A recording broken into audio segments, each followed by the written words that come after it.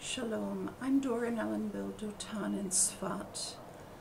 I'm hoping that I can improve the lighting on this video with the YouTube editor. I'm still trying to find some kind of solution with this new camera, but at any rate, even if the video is not aesthetically what it should be, please listen to what I'm saying, because the information herein is much more important than the aesthetics. On one of my more recent videos, a commenter asked me what I thought about the things that Candace Owens has been saying of late about the Jews and her debate with Shmuley Boteach. My first reaction was like, oh please no, because like neither one of them are exactly my go-to for pleasant viewing. There was something about the comment. I could feel that the person had good intentions for asking, and something inside me said, give it a listen. So I went looking, and the first thing I came to was the clips in which Candace is talking, where she's wearing the baseball cap. So it's obviously she's talking much more off the cuff. It's not a professional production. And she frankly sounded off the rails. And yet, I was hearing something between the lines, and with her lack of ability to understand the nuances of the situation, I knew that there was something there. She very quickly segued from talking about the Frankists to the Zionists to the Jews to somebody who happens to be born Jewish, and that's important. But when she started talking about the Frankists, what I understood was she sounded imbalanced, not because she's imbalanced, but because she came to a piece of information, or partial information on her part, that was so emotionally disturbing and morally disorienting that she had not yet fully understood it and digested it and returned to her equilibrium with it. So she didn't look to me like someone who was just nutty. She looked to me like somebody who had been genuinely disturbed. And the matter of the Sabbateans and the Frankists has been troubling me for decades. This is why it's important to listen to your detractors. Listen to the people who you think hate you, who might even hate you, because the people who criticize you have something that's right in what they're saying. You don't have to swallow it all in one gulp, everything that they say, and internalize it, but listen to the seed of truth in what they're saying. Give them a fair listen. Don't can them out of right out of the starting gate. Mixing my metaphors. I always do that. So I listened to her, and I began to look more deeply into the Sabbateans and the Frankists than I had in the past. I did not know. I just found out when I was 2 or 3 days old yesterday. How does the expression go? There's a wonderful neologism. I was yesterday years old when I found out that. I didn't know that Louis Brandeis was from a Frankist family. When she said that, I went looking and I was really quite surprised. However, it should be stated in all fairness to Justice Brandeis that although evidently he did have an icon of Jacob Frank's daughter on his desk, he was married to a woman who was also from a Frankist family, who had rejected the Frankist ceremonies and so forth and so on because they were so irrational. And she was trying to reconcile how it was that her father, who was considered a fanatic Frankist, was at the same time very rational. And she said, I don't understand how this existed in the same personality. On the one hand, he was reading Rousseau and Leibniz, and on the other hand, he was a fanatic Frankist. Another interesting aspect of her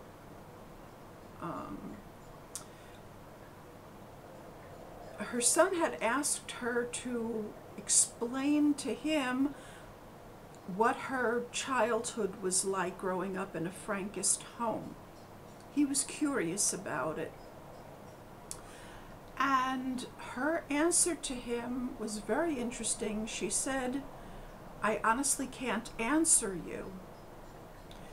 And the way in which she expressed that, it seemed that there was some kind of dissociation going on, that there were suppressed memories from her childhood that she didn't want to deal with. She wasn't avoiding the question. She wasn't avoiding her son Louis Brandeis's question. She really couldn't answer it. Brandeis himself was genuinely concerned about morality.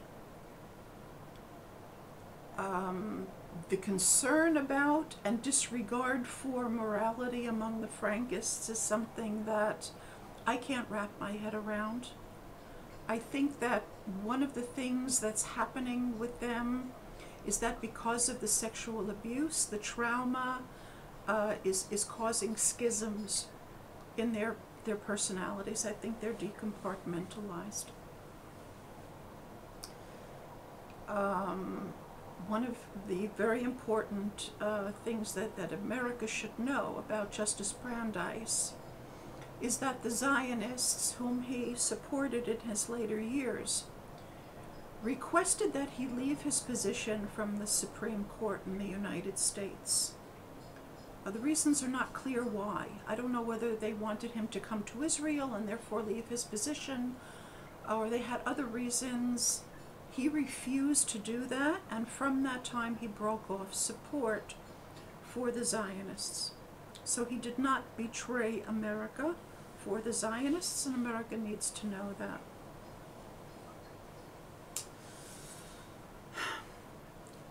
I have talked about Tzfat before, which is the capital of Pseudo-Kabbalah in the world. And I know that all of the Kabbalists learn books that were written here in Tzfat, and or studied here. And that includes Shabtai Tzvi, and it includes Jacob Frank, and of course their followers. So I wanted to know whether or not there was a direct connection between Tzfat and Sabbateanism, what's called Shabta'ot. And I found it.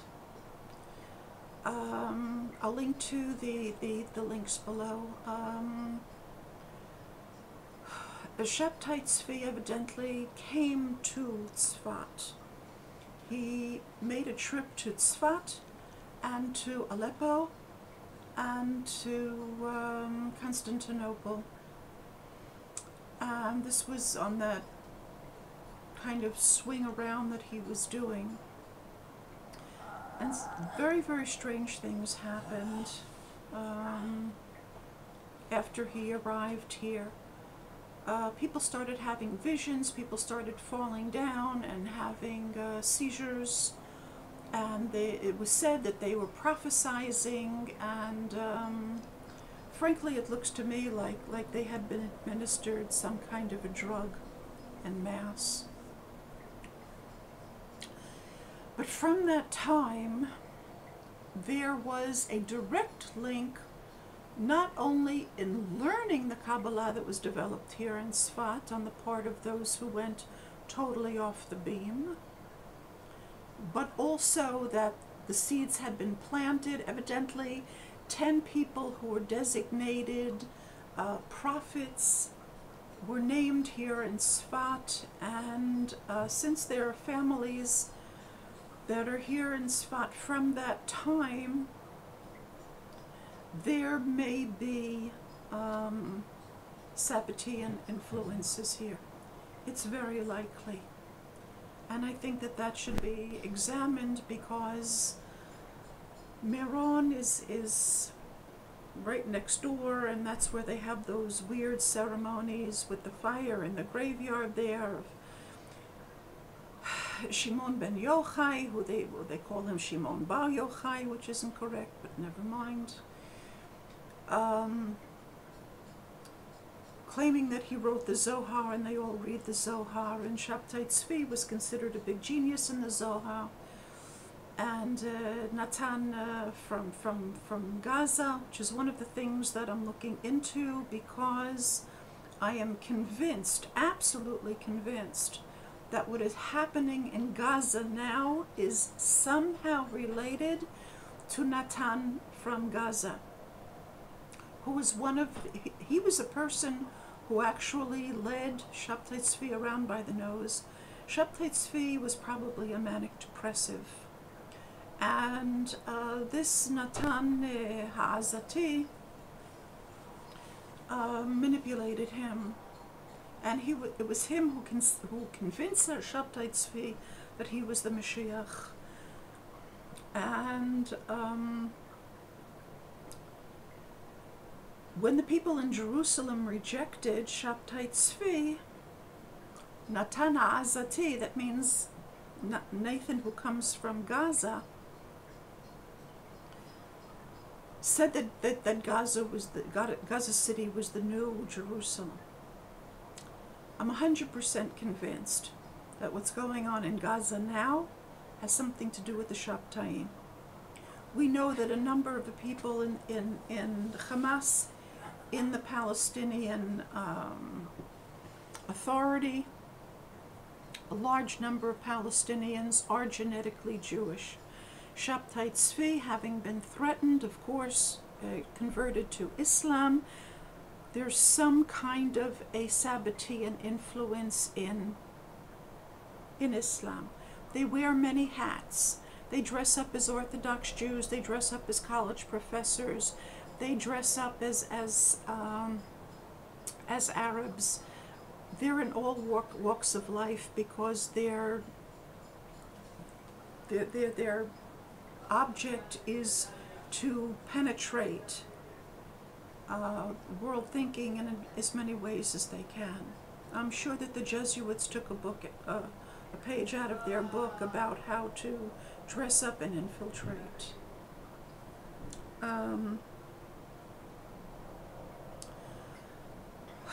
It's very difficult to talk about.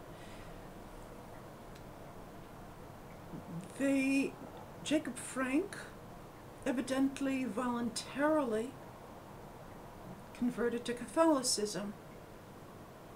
Some think that he may have converted to Catholicism as well as Greek Orthodoxy. It's not exactly proven. There are those who have reason to believe that he was incarcerated, and then when the Russians came to liberate him Turkey, that he was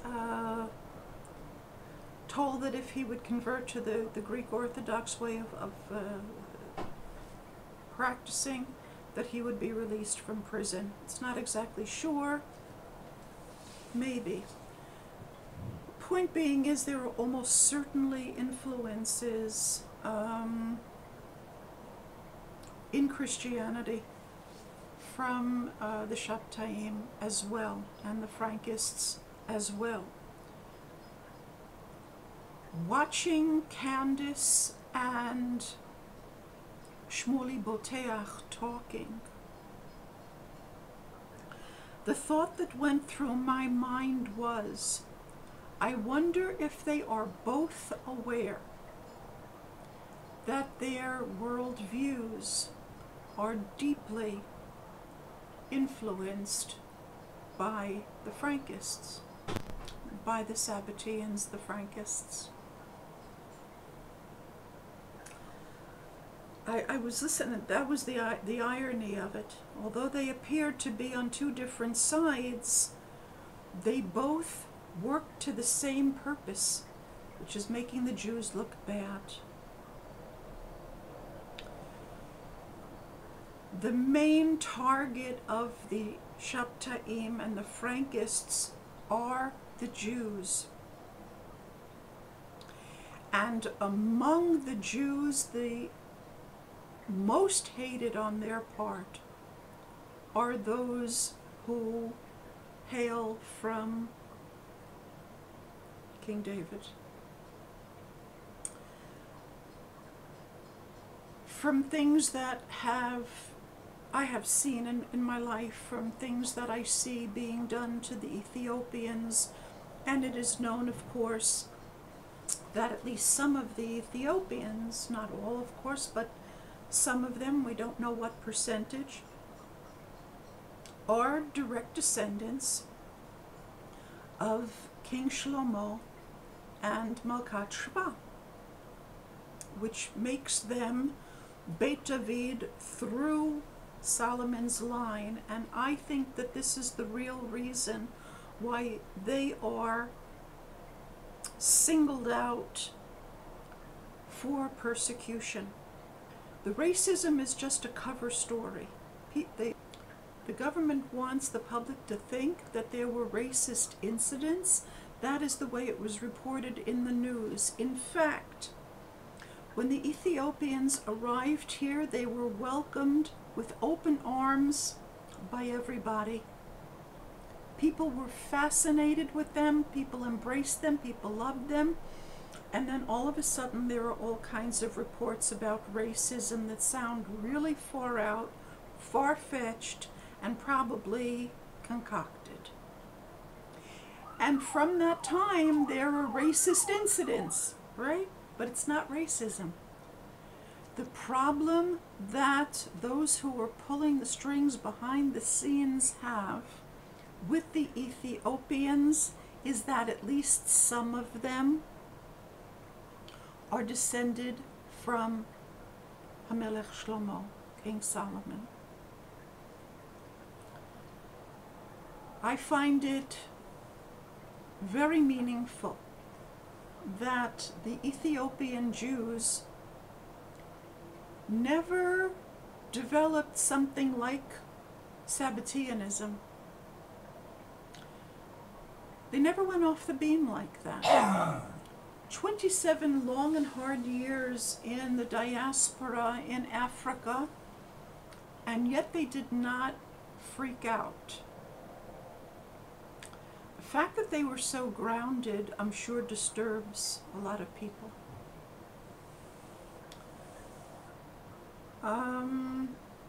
I believe that Benjamin Netanyahu is under pressure from the Shabta'im. I don't think that he's aligned with them. I frankly don't think that he has any ideology other than remaining in power. I think that's the only thing that matters to him. But I do think that he's under severe pressure by him. They do wield a lot of power in the Haredi courts. Their followers are called courts, like they hold court like a king, you know. And because those rabbis are able to give an order to their followers about who to vote for, and you're talking about tens of thousands of votes, they hold a lot of pressure, a lot of power, and they can apply a lot of pressure on any politician. No matter who would be the prime minister, the rabbis who control especially the biggest courts of Haredim will get the prime minister to do their bidding. That's just the way it is. Whether the person is from the right or the left, it doesn't matter. They will be obliged to them one way or another. And Netanyahu, because he has these criminal files, is particularly vulnerable to pressure. And that's what I think is happening.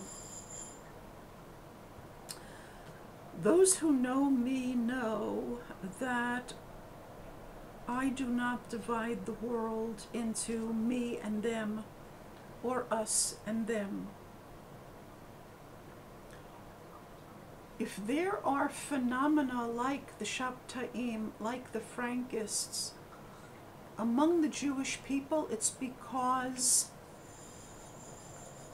there is something resident within us that allows it to happen. And again, I have not seen a similar phenomenon arise among the Ethiopians.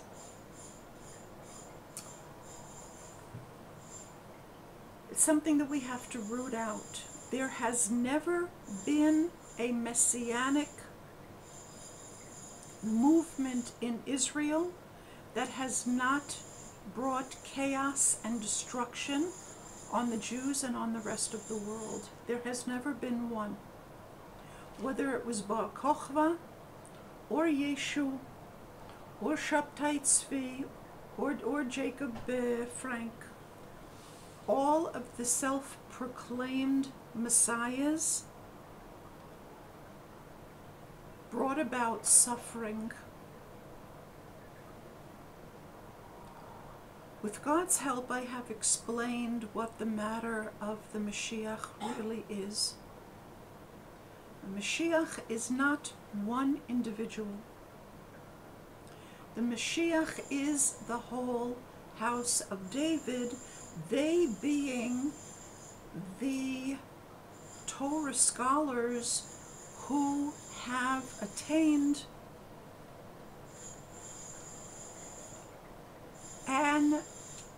a correct interpretation of Torah. That doesn't mean that they had to interpret everything correctly, but what they learned correctly. This is called, in Hebrew, Perush Nachon, a correct interpretation. The value of the expression Perush Nachon, looking at the Nun as a Nun Sofit equaling 700, is 1,362, which is the same thing as 363, which is the value of the moniker HaMashiach. Those who have attained correct Torah interpretation are called HaMashiach. That is who the real Mashiach is. It is not one person, it is an intergenerational family of Torah interpreters, some of whom are born in, and then they are a Ben David and also a Ban David, meaning a son of David, and also one who understands David. Or they can be adopted in. The Davidic line is started by Ruth, who herself was adopted in. And the Hebrew word, which actually means not only to exert oneself, but also to be adopted, appears in the narrative when Ruth is begging Naomi to allow her to stay and saying, your people are my people. And that's when Naomi sees shehi mit'ametzet, that she is struggling to convince Naomi to keep her in the fold, but also mit'ametzet means she is being adopted. And so she is adopted, and this is the beginning of the Davidic line. So, the house of David are they who were born into this line, and they have inherited the ability to learn Torah correctly. It's a special ability. It's a special way of seeing things, way of understanding Hebrew, way of reading. It comes with a whole complex of traits. Or those who accept that interpretation is true and want to become a part of it and ask to be adopted in and taught, and those who are loyal to that way of understanding Torah. This is the truth about Mashiach. Any other interpretation is going to result in bloodshed. Any other interpretation. Bar Kokhba was a horrible war. What happened to Yeshu personally was an absolute tragedy, and then it was 2 years of misery, and recently the Christians are well fed enough to and drugged up enough on whatever it is they put in the water so that they don't go out on crusades anymore. But let's face it, they have a horribly bloody, awful history. And of course, Shabbtai Tzvi and the Frankists, whose basic premise is the only way to bring the Messianic age is by creating chaos, because by the rabbis teaching that Mashiach is one person, and teaching things like Mashiach only comes to a generation in which everyone is deserving or no one is deserving. They opened up the door to all kinds of heresies. They created a mentality in which Mashiach is not recognized for what Mashiach really is, and manipulated the Jews' minds such that the Jews create a world in which Mashiach can never come. That frustration necessarily gives rise to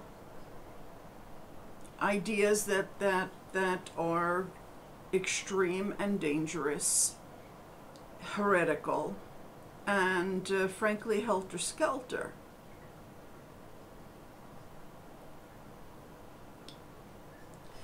There is only one correct interpretation of what Mashiach is. And I'm going to tell you what it is herein. In order for someone to be called Mashiach, HaMashiach, they have to be anointed.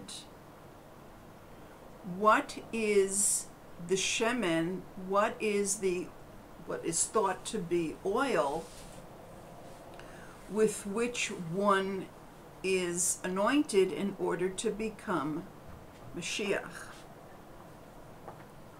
That is the correct understanding of the Book of Kings. The name the Book of Kings, Sefer Malachim, is equal to 1040. And that is the same value as the word shemen. Shin Mem Nun Sofit is also 1040. In order for one to become Mashiach, one has to understand the Book of Kings correctly. That is how one becomes Mashiach. Mashiach is a collective term. Every Jew in history who understands Sefer Malachim, the Book of Kings, correctly becomes Mashiach, which is part of the body of all of the Jews who have understood Sefer Malachim, the Book of Kings, correctly. That is what Mashiach is. Mashiach is an intergenerational collective of the house of David. That is those who understand Torah correctly. One can be born into the house of David. One can be adopted by the house of David. One can be simply loyal to the house of David in the sense of accepting those interpretations as true. But there is no other Mashiach. The Mashiach, the house of David, as written plainly, is eternal. Mashiach does not have to arrive. As soon as someone accepts the correct interpretation of the house of David, that person has walked into that eternity. Perush Nachon in Hebrew means correct interpretation. Reckoning the Nun Sofit in Nachon as 700, as it should be, the value of Perush Nachon is 1362, which is the same thing as 363, because an aleph is both 1,000 and 1. Aleph is aleph and 1. So, HaMashiach is Perush Nachon, correct interpretation. The vast majority of Jews are nowhere near correct interpretation of Torah. So much so that they don't even have a correct identification of Mashiach. But that is the correct interpretation. Any other interpretation has and necessarily brings about chaos and tragic events. And this is not what is desirable. No one who is really Mashiach is going to crown themselves, try to become some kind of a world leader, some kind of a political leader, some kind of an economic influencer, or an influencer on the internet. You know, one of these famous no, that's not the way it's done. They simply tell people that this is the way to approach Torah by going to Hashem, directly going to God, and simply asking, please show me the correct way. Anyone who thinks that they are able to understand Torah without being in a constant state of prayer to understand Torah correctly is going to come to not only erroneous but tragic conclusions. It is high time that the Jewish people recognize the rabbinic establishment has not succeeded. The assignment for Jews is not to win Nobel Prizes. It is to create a creation of peace. And the rabbis have not done that, and cannot do that, and will not do that. One has to turn directly to Hashem and ask to be shown the way, and have faith in themselves that they're able to understand the answer when it comes, which it surely does. But if you have internalized the rabbis' double messages that always have the negative thing, oh, you'll never be more than a Benoni, who are you? The rabbis were such geniuses that who do you think you are to question their authority and the appeals to authority, and they're always knocking you down. They're always breaking you down, so that you never have the confidence to believe that you can understand what Hashem tells you. They always tell you, no, if you go directly to Hashem and ask Hashem to be shown the truth, you're going to go off half-cocked. Only we can protect you. Look at the way in which they protected us. Look at what our last 2,400 years have looked like. I do not mess with success. I don't go to fully raw Christina and tell her how to plant an orchard. And I don't go to Jonathan Antoine and tell him how to sing opera. When somebody is doing something right, I don't mess with that. I respect that. The rabbis have been a failure. They have not created a world which is clearly described in Torah as being a world of peace. If you look at the world the way Hashem describes it when we are not doing the mitzvot, that is the way the world looks. We do not learn Torah in order to know how to do the mitzvot. That is the classical way of thinking, etz pri, a fruit-bearing tree. No, the actual tree of life it's etz pri nosei pri. The tree itself is the fruit, and it also bears fruit, meaning that when someone is learning Torah correctly, they are doing the mitzvot. When we are using the body that we have inherited from our ancestors, and which contain our descendants, by the way, it's an eternal body, to the purpose of learning Torah, the actions of our body in the learning, the chemicals that we produce, the movements that our body makes in the learning, the way what we're learning changes our rate of breath, when we begin to cry, when we come to a deep understanding, that is doing the mitzvot. Those changes in our body when we are learning Torah correctly is doing the mitzvot. That is what's happening in Olam HaAsiyah. That is what is happening in the world of action.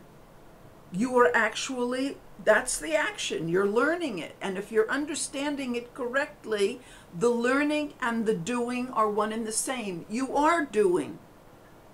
You're blinking, you're breathing, your blood pressure is changing, your body is regulating all of the chemical processes. And the way in which that's happening, that is the doing of the mitzvot. A person who learns like that is creating a world of peace while they're doing the learning. They're not learning for the sake of knowing how to carry out some meaningless ceremony. This is the thinking of people who are disconnected from Torah.